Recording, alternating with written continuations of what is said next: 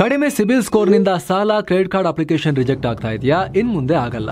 SBM Z credit card ಬಳಸಿ ಈಸಿಯಾಗಿ credit score ಅನ್ನ 750 ಗಿಂತ ಜಾಸ್ತಿ ಮಾಡ್ಕೋಬಹುದು. ಇದೊಂದು FD ಆಧಾರಿತ ಕಾರ್ಡ್. UPI ಬಳಸಿ ಕ್ರೆಡಿಟ್ ಕಾರ್ಡ್ ಬ್ಯಾಲೆನ್ಸ್ ಅನ್ನ ಖರ್ಚು ಮಾಡಬಹುದು.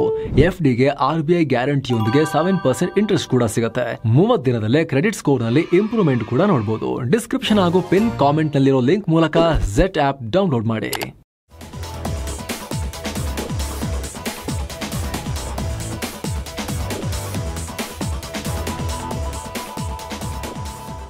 ಹಾಯ್ ಫ್ರೆಂಡ್ಸ್, ಇದು ಮಸ್ತ್ಮಗ.com ನ ಇಂಟರ್ನ್ಯಾಷನಲ್ ಬುಲೆಟಿನ್ ಸುತ್ತು ಜಗತ್ತು. ಟ್ರಂಪ್ ಮತ್ತವರ ಪಟಾಲಂ ಪದೇ ಪದೇ ಕೆಣಕ್ತಿರೋ ನಡುವೆನೆ ನಿಧಾನಕ್ಕೆ ಭಾರತ ಅಮೆರಿಕಾಗೆ ಕೌಂಟರ್ ಕೊಡೋಕೆ ಶುರು ಮಾಡಿದೆ. ಇಷ್ಟು ದಿನ ಸಂಯಮ ತೋರಿದ್ದ ಭಾರತದ ವಿದೇಶಾಂಗ ಮಂತ್ರಿ ಜೈಶಂಕರ್ ನಿನ್ನೆ ತಾನೇ ಮೊದಲ ಬಾರಿಗೆ ಓಪನ್ ಆಗಿ ಟ್ರಂಪ್ಗೆ ಆವಾಜ್ ಹಾಕಿದ್ರು. ತೈಲದ ವಿಚಾರವಾಗಿ ತಿವಿದಿದ್ರು. ಇದೀಗ ಭಾರತ ನಿಧಾನಕ್ಕೆ ಅಮೆರಿಕ ಜೊತೆಗಿನ ದೊಡ್ಡ ದೊಡ್ಡ ಡೀಲ್ಗಳನ್ನ ಬದಿಗೆ ಸರಿಸಿ ಯುರೋಪ್ನತ್ತ ಮುಖ ಮಾಡ್ತಿದೆ. ಇತ್ತೀಚೆಗಷ್ಟೇ 5ನೇ ತಲೆಮಾರಿನ ವಿಮಾನಕ್ಕೆ ಫ್ರಾನ್ಸ್ ಜೊತೆ ಸೇರ್ಕೊಂಡು ಸ್ವದೇಶದಲ್ಲೇ ಎಂಜಿನ್ ತಯಾರಿಸೋದಾಗಿ ಭಾರತ ಹೇಳಿತ್ತು. ಅದರ ಬೆನ್ನಲ್ಲೇ ಈಗ ಜರ್ಮನಿ ಜೊತೆ 70,000 ಕೋಟಿ ರೂಪಾಯಿ ಮೌಲ್ಯದ ದೊಡ್ಡ ಸಬ್ ಮರೀನ್ ಡೀಲ್ ಮಾಡ್ಕೊಳ್ಳೋಕೆ ಮಹತ್ವದ ಹೆಜ್ಜೆ ಇಟ್ಟಿದೆ. ಪ್ರಾಜೆಕ್ಟ್ 75 ಇಂಡಿಯಾ ಹೆಸರಲ್ಲಿ ಭಾರತ 6 ಅಡ್ವಾನ್ಸ್ಡ್ ಸಬ್ ಮರೀನ್ ಗಳನ್ನ ನಿರ್ಮಿಸೋಕೆ ಮುಂದಾಗಿದೆ. ಜರ್ಮನ್ ನ ಥೈಸನ್ ಕ್ರೂಪ್ ಮರೀನ್ ಸಿಸ್ಟಮ್ ಅನ್ನು ಶಿಪ್ ಬಿಲ್ಡಿಂಗ್ ಕಂಪನಿ ಜೊತೆ ಕೈಜೋಡಿಸೋಕೆ ಸಿದ್ಧ ಆಗಿದೆ. ಕಳೆದ 6 ತಿಂಗಳಿಂದ ಹೋಲ್ಡ್ ನಲ್ಲಿ ಈ ಬಿಗ್ ಪ್ರಾಜೆಕ್ಟ್ ಗೆ ಈಗ ಕೇಂದ್ರ ಸರ್ಕಾರ ದಿಢೀರ್ ಅಂತ ಅಪ್ರೂವಲ್ ಕೊಟ್ಟಿದೆ. ಈ ತಿಂಗಳ ಕೊನೆಗೆ ರಕ್ಷಣಾ ಸಚಿವಾಲಯ, ಮಜಂಗಾವ್ ಡಾಕ್ ಶಿಪ್ ಬಿಲ್ಡರ್ಸ್ ಲಿಮಿಟೆಡ್ ಎರಡೂ ಸೇರಿ ಜರ್ಮನ್ ನ ಥೈಸನ್ ಕ್ರೂಪ್ ಮರೀನ್ ಸಿಸ್ಟಮ್ ಜೊತೆ ಇಂಪಾರ್ಟೆಂಟ್ ಡಿಸ್ಕಷನ್ ನಡೆಸಲಿವೆ. ಈ ಪ್ರಾಜೆಕ್ಟ್ ಅಡಿಯಲ್ಲಿ ಭಾರತ ಮಜಂಗಾವ್ ಡಾಕ್ ಶಿಪ್ ಬಿಲ್ಡರ್ಸ್ ನೇತೃತ್ವದಲ್ಲಿ ಜರ್ಮನಿ ಕಂಪನಿಯಿಂದ ಅಗತ್ಯ ಡಿಸೈನ್ ಹಾಗೂ ಟೆಕ್ನಾಲಜಿ ಪಡೆದು ಸ್ವದೇಶದಲ್ಲೇ ನೆಕ್ಸ್ಟ್ ಜನರೇಷನ್ ಸಬ್ ಮರೀನ್ ಗಳನ್ನ ನಿರ್ಮಿಸಲಿದೆ. ಇಂಟ್ರೆಸ್ಟಿಂಗ್ ಅಂದ್ರೆ ಇವುಗಳಿಗೆ ಏರ್ ಇಂಡಿಪೆಂಡೆಂಟ್ ಪ್ರೊಪಲ್ಯನ್ ಸಿಸ್ಟಮ್ ಅಳವಡಿಸಲಾಗುತ್ತೆ. ಈ ಮೊದಲು ಸಾಂಪ್ರದಾಯಿಕ ಡೀಸೆಲ್ ಎಲೆಕ್ಟ್ರಿಕ್ ಸಬ್ಮರೀನ್ ಗಳ ಬ್ಯಾಟರಿ ರೀಚಾರ್ಜ್ಗಾಗಿ ನೀರಿಂದ ಮೇಲಕ್ಕೆ ಎತ್ತಬೇಕಾಗ್ತಿತ್ತು. ಆದ್ರೆ ಈ AIP ಅಳವಡಿಸಿದ್ರೆ ಜಲಾಂತರ್ಗಾಮಿ ನೌಕೆಗಳು ಸುಮಾರು 3 ವಾರಗಳವರೆಗೆ ಯಾವುದೇ ಅಡ್ಡಿ ಆತಂಕ ಇಲ್ಲದೆ ಕೆಲಸ ಮಾಡ್ತವೆ. ಡಿಫೆನ್ಸ್ ಮಿನಿಸ್ಟ್ರಿ 6 ರಿಂದ 8 ತಿಂಗಳ ಒಳಗೆ ಒಪ್ಪಂದದ ಮಾತುಗಳನ್ನ ಫೈನಲೈಸ್ ಮಾಡೋ ಗುರಿ ಇಟ್ಕೊಂಡಿದೆ. ನಂತರ ಮತ್ತೊಮ್ಮೆ ಸರ್ಕಾರದ ಅನುಮೋದನೆ ಪಡೆದು ಇವುಗಳನ್ನ ನಿರ್ಮಿಸಲಿದೆ. ಪ್ರಮುಖವಾಗಿ ಇದರಿಂದ ಸಾಂಪ್ರದಾಯಿಕ ಜಲಾಂತರ್ಗಾಮಿ ನೌಕೆಗಳ ಡಿಸೈನ್ ಹಾಗೂ ಮ್ಯಾನುಫ್ಯಾಕ್ಚರಿಂಗ್ ನಲ್ಲಿ ಸ್ವದೇಶಿ ಸಾಮರ್ಥ್ಯಕ್ಕೆ ಬಿಗ್ ಬೂಸ್ಟ್ ಸಿಗಲಿದೆ. ಜೊತೆಗೆ ಹಿಂದೂ ಮಹಾಸಾಗರದಲ್ಲಿ ಚೀನಾ ದಿನೇ ದಿನೇ ತನ್ನ ಪ್ರೆಸೆನ್ಸ್ ಜಾಸ್ತಿ ಮಾಡ್ಕೊಳ್ತಾನೆ ಇದೆ. ಅತ್ತ ಶತ್ರು ಪಾಕ್ ಕೂಡ ಚೀನಾಗೆ ಸಪೋರ್ಟ್ ಮಾಡ್ತಾನೆ ಇದೆ. ಹೀಗಾಗಿ ಭಾರತದ ಈ ಹೊಸ ಒಪ್ಪಂದ ನೌಕಾಶಕ್ತಿನ ಆಧುನೀಕರಣಕ್ಕೆ ದೊಡ್ಡ ಬಲ ನೀಡಲಿದೆ. ಅತ್ತ ಭಾರತದ ಮೇಲೆ ಬೇಕಾಬಿಟ್ಟಿ ಟ್ಯಾರಿಫ್ ಹಾಕಿ ಹಾರಾಡ್ತಿರೋ ಟ್ರಂಪ್ ಮಹಾಶಯರಿಗೂ ಬಿಸಿ ಮುಟ್ಟಿಸಿದಂತೆ ಆಗತ್ತೆ. ಫ್ರಾನ್ಸ್ ಜೊತೆಗಿನ ಸಫ್ರಾನ್ ಎಂಜಿನ್ ಒಪ್ಪಂದ ಸುಮಾರು 7 ಬಿಲಿಯನ್ ಅಂದ್ರೆ 60,000 ಕೋಟಿಯದ್ದು. ಈಗ ಜರ್ಮನಿ ಒಪ್ಪಂದ 70,000 ಕೋಟಿಯದ್ದು. ಈ ಮೂಲಕ ಎಲ್ಲದನ್ನೂ ಕೇವಲ ವ್ಯಾಪಾರ ದುಡ್ಡಿನ ದೃಷ್ಟಿಯಲ್ಲಿ ನೋಡೋ ಟ್ರಂಪ್ಗೆ ಭಾರತ 2 ದಿನದಲ್ಲಿ 1 ಲಕ್ಷ ಕೋಟಿಗೂ ಅಧಿಕ ಮೊತ್ತದ ಹೊಡೆತ ನೀಡಿದೆ. ಭಾರತದ ರಕ್ಷಣಾ ಸಾಮರ್ಥ್ಯಕ್ಕೆ ಬಲ ನೀಡೋ ನಿಟ್ಟಿನಲ್ಲಿ ಮತ್ತೊಂದು ದೊಡ್ಡ ಬೆಳವಣಿಗೆಯಾಗಿದೆ. DRDO ಅಭಿವೃದ್ಧಿಪಡಿಸಿದ integrated air defence weapon system ಅನ್ನ IADWS ಯಶಸ್ವಿಯಾಗಿ ಟೆಸ್ಟ್ ಮಾಡಲಾಗಿದೆ. ಒಡಿಶಾದ ಕರಾವಳಿಲಿ ಆಗಸ್ಟ್ 23ಕ್ಕೆ ಈ ಪರೀಕ್ಷೆ ನಡೆದಿದೆ. ಈ ಮೂಲಕ ಭಾರತಕ್ಕೆ ಹಲವು ಹಂತದ ಬಲಿಷ್ಠ ಉಕ್ಕಿನ ಕವಚ ದೊರಕಿದಂತಾಗಿದೆ. ಭಾರತದ ಸ್ವದೇಶಿ ನಿರ್ಮಿತ quick reaction surface to air missile QRSAM ಮತ್ತು advanced very short range air defence system ಅನ್ನ ಮತ್ತು high power based directed energy weapon system ಅನ್ನ ಇದರಲ್ಲಿ ಅಳವಡಿಸಲಾಗಿದೆ. ಇನ್ನು ಏರ್ ಡಿಫೆನ್ಸ್ ಸಿಸ್ಟಮ್ ನ ಯಶಸ್ವಿ ಟೆಸ್ಟ್ ಗೆ ರಕ್ಷಣಾ ಮಂತ್ರಿ ರಾಜನಾಥ್ ಸಿಂಗ್ ಶ್ಲಾಘನೆ ವ್ಯಕ್ತಪಡಿಸಿದ್ದಾರೆ. DRDO ಭಾರತೀಯ ಸಶಸ್ತ್ರ ಪಡೆಗಳಿಗೆ ಅಭಿನಂದನೆ ಹೇಳಿದ್ದಾರೆ. ಈ ಟೆಸ್ಟ್ ಭಾರತದ multi layered air defence system ಸಾಮರ್ಥ್ಯವನ್ನ ಪ್ರದರ್ಶಿಸಿದೆ ಅಂದಿದ್ದಾರೆ. ಭಾರತದ ವಿರುದ್ಧ ಹೊಸ ಶತ್ರುವಾಗಿ ಬದಲಾಗ್ತಿರೋ ಬಾಂಗ್ಲಾದೇಶ ಈಗ ಪಾಕ್ ಜೊತೆಗೆ ಮತ್ತಷ್ಟು ಕ್ಲೋಸ್ ಆಗ್ತಿದೆ. ಪಾಕ್ನ ಉಪ ಪ್ರಧಾನಿ ಹಾಗೂ ಫಾರಿನ್ ಮಿನಿಸ್ಟರ್ ಸಹ ಆಗಿರೋ ಇಶಾಕ್ ದಾರ್ ಈಗ ಬಾಂಗ್ಲಾಗೆ 2 ದಿನಗಳ ಭೇಟಿ ಕೊಟ್ಟಿದ್ದಾರೆ. ಈ ಮೂಲಕ 2012 ಅಂದ್ರೆ 12 ವರ್ಷಗಳ ಬಳಿಕ ಇದೇ ಮೊದಲ ಬಾರಿಗೆ ಪಾಕ್ನ ಹಿರಿಯ ನಾಯಕರೊಬ್ಬರು ಬಾಂಗ್ಲಾಗೆ ವಿಸಿಟ್ ಕೊಟ್ಟಂತಾಗಿದೆ. ಈ ಹಿಂದೆ 2012ರಲ್ಲಿ ಆಗಿನ ಪಾಕ್ ವಿದೇಶಾಂಗ ಮಂತ್ರಿ ಹೀನಾ ರಬ್ಬಾನಿ ಖಾರ್ ಬಾಂಗ್ಲಾಗೆ ಹೋಗಿದ್ರು. ಹೀಗಾಗಿ ಈಗ ಇಶಾಕ್ ದಾರ್ ಭೇಟಿ ಪಾಕ್ ಬಾಂಗ್ಲಾ ಸಂಬಂಧದಲ್ಲಿ ದೊಡ್ಡ ಮೈಲಿಗಲ್ಲು ಅಂತ ಪಾಕ್ ಹೇಳ್ಕೊಂಡಿದೆ. ಇಶಾಕ್ ದಾರ್ ಢಾಕಾಗೆ ಬಂದಿಳಿತಿದ್ದಂತೆ ಅವರನ್ನ ಬಾಂಗ್ಲಾದ ಫಾರಿನ್ ಸೆಕ್ರೆಟರಿ ಅಸಾಮ್ ಅಲಂ ಸಿಯಾಂ ಬರಮಾಡಿಕೊಂಡಿದ್ದಾರೆ. ಬಳಿಕ ಬಾಂಗ್ಲಾದ ಅತಿದೊಡ್ಡ ಇಸ್ಲಾಮಿಕ್ ಪಾರ್ಟಿ ಆಗಿರೋ ಜಮಾತ್ ಇ ಇಸ್ಲಾಮಿ ಹಾಗೂ ಬಿಎನ್ಪಿ ಪಾರ್ಟಿ ಜೊತೆ ಪ್ರತ್ಯೇಕ ಸಭೆ ನಡೆಸಿದ್ದಾರೆ. ಇನ್ನು ಬಾಂಗ್ಲಾ ಮಧ್ಯಂತರ ಸರ್ಕಾರದ ಮುಖ್ಯಸ್ಥ ಮೊಹಮ್ಮದ್ ಯೂನಸ್ ರನ್ನ ಕೂಡ ಇಶಾಕ್ ದಾರ್ ಭೇಟಿಯಾಗಲಿದ್ದಾರೆ. ಎರಡು ದೇಶಗಳ ನಡುವಿನ ಸಂಬಂಧ ವೃದ್ಧಿಸೋ ಬಗ್ಗೆ ಮಹತ್ವದ ಸಭೆ ನಡೆಸ್ತೀವಿ ಅಂದಿದ್ದಾರೆ. ಬಳಿಕ ಭಾನುವಾರ ವಾಪಸ್ಸಾಗಲಿದ್ದಾರೆ. ಈ ಬೆಳವಣಿಗೆ ಭಾರತಕ್ಕೆ ಎಚ್ಚರಿಕೆಯ ದೊಡ್ಡ ಕರಗಂಟೆ ಅಂತ ಹೇಳಲಾಗ್ತಿದೆ. ಯಾಕಂದ್ರೆ ಯೂನಸ್ ಆಡಳಿತ ಪರೋಕ್ಷವಾಗಿ ಪಾಕ್ ಜೊತೆ ಗುರ್ತಿಸಿಕೊಳ್ತಿತ್ತು. ಆದ್ರೀಗ ಎರಡು ದೇಶಗಳ ದೊಡ್ಡ ನಾಯಕರು ಭೇಟಿ ನೀಡಿ ಮುಂದೆ ಭಾರತಕ್ಕೆ ಅಪಾಯವನ್ನುಂಟು ಮಾಡಬಹುದು ಅಂತ ಹೇಳಲಾಗ್ತಿದೆ. ಭಾರತ ಬಾಂಗ್ಲಾ ಗಡಿ ಮೂಲಕ ಭಾರತಕ್ಕೆ ಒಳನುಸುಳುತ್ತಿದ್ದ ಬಾಂಗ್ಲಾ ಪೊಲೀಸ್ ಇಲಾಖೆಯ ಹಿರಿಯ ಅಧಿಕಾರಿಯನ್ನ ಬಿಎಸ್ಎಫ್ ವಶಕ್ಕೆ ಪಡೆದಿದೆ. ಪಶ್ಚಿಮ ಬಂಗಾಳದ ಉತ್ತರ 24 ಪರಗಣ ಜಿಲ್ಲೆಯಲ್ಲಿ ಶನಿವಾರ ಈ ಘಟನೆ ನಡೆದಿದೆ. ಸದ್ಯ ಪಶ್ಚಿಮ ಬಂಗಾಳ ಪೊಲೀಸರಿಗೆ ಇವರನ್ನ ಹಸ್ತಾಂತರಿಸಲಾಗಿದೆ. ಇತ್ತೀಚೆಗಷ್ಟೇ ತ್ರಿಪುರಾದ ಕಮ್ತಾನಹಳ್ಳಿ ಸಮೀಪ ಭಾರತಕ್ಕೆ ಒಳನುಸುಳುತ್ತಿದ್ದ ಬಾಂಗ್ಲಾ ಸೇನೆಯ ಸೈನಿಕನನ್ನ ವಶಕ್ಕೆ ಪಡೆಯಲಾಗಿತ್ತು. ಅದರ ಬೆನ್ನಲ್ಲೇ ಇಂಥ ಬೆಳವಣಿಗೆಯಾಗಿದೆ. ಸದ್ಯ ಈ ಪೊಲೀಸ್ ಅಧಿಕಾರಿಯನ್ನ ವಿಚಾರಣೆಗೆ ಒಳಪಡಿಸಲಾಗಿದೆ. ಇನ್ನೊಂದು ಕಡೆ ಗುಜರಾತ್ನ ಕೋರಿ ಕ್ರೀಕ್ ಪ್ರದೇಶದಲ್ಲಿ 15 ಪಾಕ್ ಮೀನುಗಾರರನ್ನ ಬಿಎಸ್ಎಫ್ ವಶಕ್ಕೆ ಪಡೆದಿದೆ. ಮೀನುಗಾರರ ಹಡಗನ್ನ ಕೂಡ ಕಸ್ಟಡಿಗೆ ತಗೊಂಡಿದೆ. ಬಿಎಸ್ಎಫ್ನ ವಾಟರ್ ವಿಂಗ್ 68 ಬೆಟಾಲಿಯನ್ ಮತ್ತು 176 ಬೆಟಾಲಿಯನ್ಗೆ ಸೇರಿದ ಸೈನಿಕರು ಈ ಜಂಟಿ ಕಾರ್ಯಾಚರಣೆ ನಡೆಸಿದ್ದಾರೆ. ಇನ್ನು ಪಾಕಿಸ್ತಾನದ ಕುರಿತು ಮತ್ತೊಂದು ಇಂಟ್ರೆಸ್ಟಿಂಗ್ ಮಾಹಿತಿ ಹೊರಬಿದ್ದಿದೆ.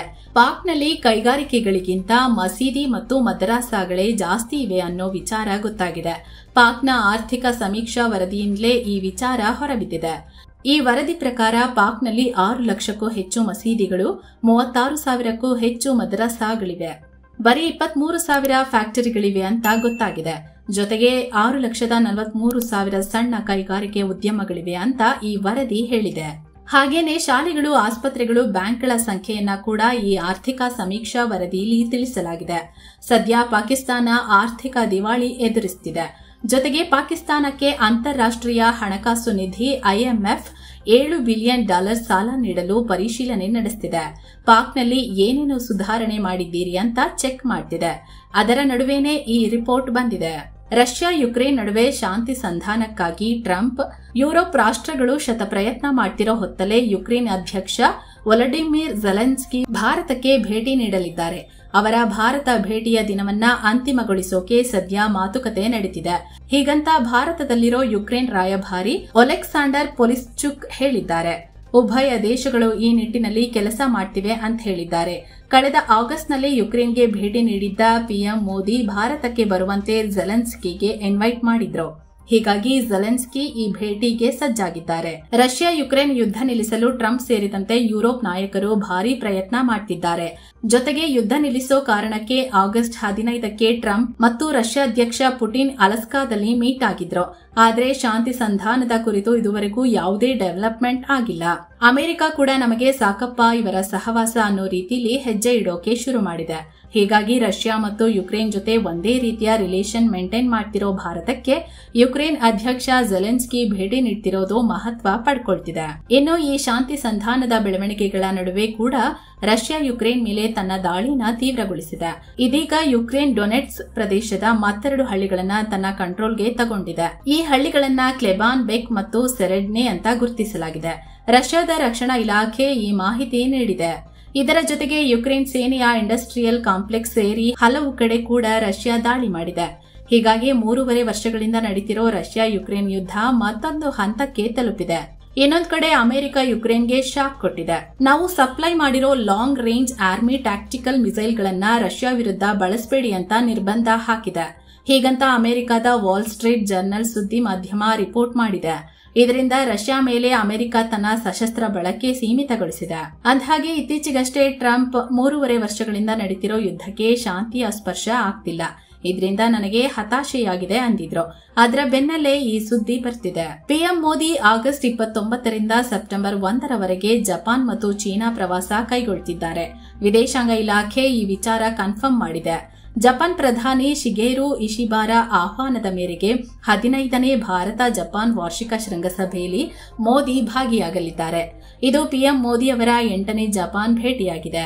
ಅಲ್ಲಿನ ಪ್ರಧಾನಿ ಶಿಗೇರು ಇಶಿಬಾರ ಜೊತೆ ನಡೆಸುತ್ತಿರೋ ಮೊದಲನೇ ಸಮ್ಮಿಟ್ ಇದು. ಇನ್ನು ಈ ಸಮಿಟ್ನ ಸೈಡ್ಲೈನ್ಸ್ ನಲ್ಲಿ ಮೋದಿ ಶಿಗೆರು ಇಶಿಬಾರೊಂದಿಗೆ ಉಭಯ ದೇಶಗಳ ರಕ್ಷಣೆ ಮತ್ತು ಭದ್ರತೆ, ವ್ಯಾಪಾರ ಮತ್ತು ಆರ್ಥಿಕತೆ, ತಂತ್ರಜ್ಞಾನ, ಇನ್ನೋವೇಷನ್ ಸೇರಿದಂತೆ ಸಾಕಷ್ಟು ಕ್ಷೇತ್ರಗಳಲ್ಲಿನ ಸ್ಟ್ರಾಟಜಿಕ್ ಮತ್ತು ಗ್ಲೋಬಲ್ ಪಾರ್ಟ್ನರ್ಶಿಪ್ ಅನ್ನ ರಿವ್ಯೂ ಮಾಡ್ತಾರೆ. ಆಗಸ್ಟ್ 30ರವರೆಗೆ ಜಪಾನ್ನಲ್ಲಿರ್ತಾರೆ. ಬಳಿಕ ಅಲ್ಲಿಂದ ನೇರವಾಗಿ ಮೋದಿ ಚೀನಾ ಪ್ರವಾಸ ಕೈಗೊಳ್ತಾರೆ. ಚೀನಾ ಅಧ್ಯಕ್ಷ ಶಿ ಜಿನ್ಪಿಂಗ್ ರ ಆಹ್ವಾನದ ಮೇರೆಗೆ ಚೀನಾದ ಟಯಾಂಜಿನ್ ನಲ್ಲಿ ನಡೆಯಲಿರೋ ಶಾಂಘೈ ಕೋ ಆಪರೇಷನ್ ಆರ್ಗನೈಸೇಷನ್ ಸಮಿಟ್ ನಲ್ಲಿ ಪಾಲ್ಗೊಳ್ತಾರೆ. ಈ ಸಮಿಟ್ ನ ಸೈಡ್ಲೈನ್ಸ್ ನಲ್ಲಿ ಚೀನಾ ಅಧ್ಯಕ್ಷ ಶಿ ಜಿನ್ಪಿಂಗ್, ರಷ್ಯಾ ಅಧ್ಯಕ್ಷ ವ್ಲಾಡಿಮಿರ್ ಪುಟಿನ್, ಇರಾನ್ ಅಧ್ಯಕ್ಷ ಮಸೌದ್ ಪೆಜಿಸ್ಕಿಯನ್ ಸೇರಿದಂತೆ ಅನೇಕ ನಾಯಕರ ಜೊತೆ ಮೋದಿ ದ್ವಿಪಕ್ಷೀಯ ಮಾತುಕತೆ ನಡೆಸೋ ಸಾಧ್ಯತೆ ಕೂಡ ಇದೆ. ಇನ್ನು ಸೇನಾ ಮುಖ್ಯಸ್ಥ ಜನರಲ್ ಉಪೇಂದ್ರ ದ್ವಿವೇದಿ ಆಗಸ್ಟ್ 25ರಿಂದ ಅಲ್ಜೀರಿಯಾ ಪ್ರವಾಸಕ್ಕೆ ಸಜ್ಜಾಗಿದ್ದಾರೆ. ಆಗಸ್ಟ್ 28ರವರೆಗೆ ಅಲ್ಜೀರಿಯಾದಲ್ಲಿರ್ತಾರೆ. ಈ ಭೇಟಿಯಲ್ಲಿ ಉಭಯ ದೇಶಗಳ ನಡುವಿನ ಸೇನಾ ಸಹಕಾರವನ್ನ ಮತ್ತಷ್ಟು ಬಲಪಡಿಸುವ ಕುರಿತು ಅಲ್ಜೀರಿಯಾ ಸೇನಾ ಮುಖ್ಯಸ್ಥ ಸೈದ್ ಚನೆಗ್ರೆಹ್ ಜೊತೆ ಡಿಸ್ಕಸ್ ಮಾಡಲಿದ್ದಾರೆ. ಜೊತೆಗೆ ಉಭಯ ದೇಶಗಳ ಸೈನಿಕರಿಗೆ ತರಬೇತಿ, ಸೇನಾಭ್ಯಾಸ ಸೇರಿದಂತೆ ಹಲವು ಕ್ಷೇತ್ರಗಳಲ್ಲಿ ಪರಸ್ಪರ ಸಹಕಾರ ನೀಡುವ ಕುರಿತು ಚರ್ಚೆ ಮಾಡಲಿದ್ದಾರೆ. ಹಾಗೆ ಅಲ್ಜೀರಿಯಾದ ಹಲವು ಸೇನಾ ನಾಯಕರನ್ನ ಕೂಡ ದ್ವಿವೇದಿ ಮೀಟ್ ಆಗಿ ಮಾತುಕತೆ ನಡೆಸಲಿದ್ದಾರೆ. ಆಪರೇಷನ್ ಸಿಂಧೂರ್ ಯಶಸ್ಸಿನ ಬಳಿಕ ಇದೇ ಮೊದಲ ಬಾರಿಗೆ ಸೇನಾ ಮುಖ್ಯಸ್ಥರು ವಿದೇಶಿ ಪ್ರವಾಸಕ್ಕೆ ಸಜ್ಜಾದಂತಾಗಿದೆ. ಶ್ರೀಲಂಕಾ ಮಾಜಿ ಅಧ್ಯಕ್ಷ ರಾನಿಲ್ ವಿಕ್ರಮಸಿಂಘೆ ಅವರ ಆರೋಗ್ಯದಲ್ಲಿ ಏರುಪೇರಾದ ಕಾರಣ ಅವರನ್ನ ಐಸಿಯುಗೆ ಶಿಫ್ಟ್ ಮಾಡಲಾಗಿದೆ. ಇತ್ತೀಚೆಗೆ ಅವರು ವಿದೇಶಾಂಗ ಪ್ರವಾಸಕ್ಕಾಗಿ ಸರ್ಕಾರದ ಹಣ ದುರುಪಯೋಗ ಮಾಡಿಕೊಂಡಿದ್ದಾರೆ ಅಂತೇಳಿ ಅವರನ್ನ ಅಲ್ಲಿನ ಸಿಐಡಿ ಅರೆಸ್ಟ್ ಮಾಡಿತ್ತು. ಸದ್ಯ ಅವರು ಸಿಐಡಿ ಕಸ್ಟಡಿಯಲ್ಲಿದ್ರು. ಈ ವೇಳೆ ಅವರು ಡಿಹೈಡ್ರೇಟ್ ಆಗಿ ಆಸ್ಪತ್ರೆಗೆ ದಾಖಲಿಸಿ ಈಗ ಐಸಿಯುಗೆ ಶಿಫ್ಟ್ ಮಾಡಲಾಗಿದೆ ಅಂತ ವರದಿಯಾಗಿದೆ. ಇನ್ನು ಚೀನಾದಲ್ಲಿ ನದಿ ಮೇಲೆ ನಿರ್ಮಾಣವಾಗ್ತಿದ್ದ ರೈಲ್ವೆ ಬ್ರಿಡ್ಜ್ ಕುಸಿದು ಬಿದ್ದಿದೆ. ಪರಿಣಾಮ 12 ಕಾರ್ಮಿಕರು ಪ್ರಾಣ ಕಳ್ಕೊಂಡಿದ್ದಾರೆ. ಜೊತೆಗೆ 4 ಕಾರ್ಮಿಕರು ನದಿಯಲ್ಲಿ ಬಿದ್ದು ಕಾಣೆಯಾಗಿದ್ದಾರೆ. ಚೀನಾದ ಚಿಂಗೈ ಪ್ರದೇಶದಲ್ಲಿ ಕೇಬಲ್ ಕಟ್ ಆಗಿ ಈ ಘಟನೆ ಆಗಿದೆ. ಸದ್ಯ ಕಾಣೆಯಾದವರಿಗಾಗಿ ಶೋಧ ಕಾರ್ಯಾಚರಣೆ ನಡೆದಿದೆ.